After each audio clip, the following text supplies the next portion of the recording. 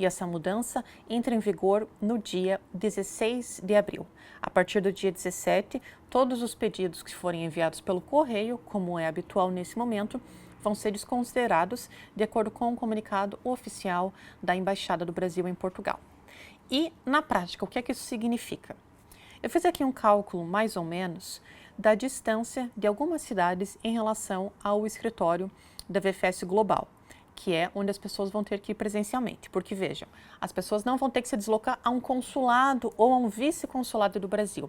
Os únicos locais que vão aceitar os pedidos de visto para Portugal são os escritórios dessa empresa privada, que é contratada pelo governo português para fazer o trâmite dos vistos. E essa empresa está localizada somente em capitais, mas obviamente não em todas as capitais. Então aqui num cálculo que eu fiz, as cidades da região norte do Brasil vão ser, aliás, as pessoas da região norte vão ser as mais atingidas por essa mudança.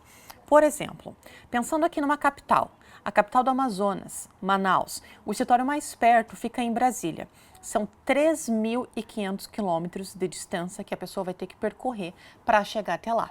E bom, claro que falamos aqui em distância, mas temos que pensar como é que isso vai ser percorrido. Se nós pensarmos numa cidade que fica ainda mais no interior do Amazonas, muitas dessas cidades não têm uma ligação de estrada, ou seja, a pessoa vai ter que pegar um barco para depois chegar a Manaus e para depois ir de avião ou de ônibus para Brasília, que é o escritório mais perto.